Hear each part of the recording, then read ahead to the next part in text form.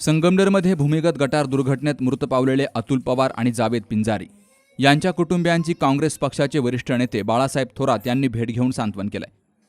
त्याचबरोबर मुख्यमंत्र्यांकडे पाठपुरावा करून या दोनही कुटुंबियांना तातडीनं जास्तीत जास्त मदत मिळवून देऊ असंही ते म्हणालेत। कोल्हेवाडी रोड येथे भूमिगत गटार दुर्घटनेमध्ये मृत पावलेल्या व्यक्तींच्या कुटुंबियांची माजी मंत्री बाळासाहेब थोरात यांनी भेट घेतली।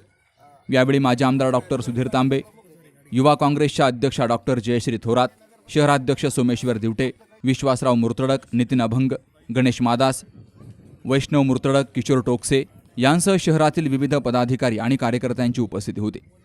झालेली घटना ही अत्यंत दुर्दैवी आहे। नगरपालिका प्रशासनाचा निष्काळजीपणा तसेच काम अपूर्ण असताना अनधिकृत जोडणी केली गेली आहे। या युवकांना स्वच्छतेसाठी पाठवण्याची गरज नव्हती।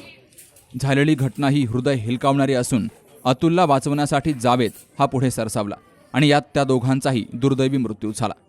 या दोनही कुटुंबियांना शासन स्तरावरून जास्तीत जास्त मदत मिळवून देण्यासाठी मुख्यमंत्री आणि सरकारकडे आपण पाठपुरावा करून त्यांना तातडीनं मदत मिळवून देऊ असं माजी मंत्री बाळासाहेब थोरात यांनी म्हटलंय।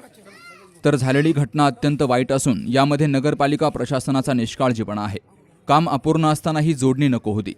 झालेल्या घटनेचं राजकारण न करता माजी मंत्री थोरात यांच्या माध्यमातून या कुटुंबांना जास्तीत जास्त मदत मिळवून दिली जाईल असं माजी आमदार डॉक्टर सुधीर तांबे यांनी सांगितलंय। तर डॉक्टर जयश्री थोरात यांनी दोनही कुटुंबियांच्या महिलांचं सांत्वन केलंय। यावेळी शहरातील कार्यकर्ते, परिसरातील नागरिक, महिला, युवक मोठ्या संख्येनं हजर होते। Sukhdev Gadekar, C news Marathi, Sangamner.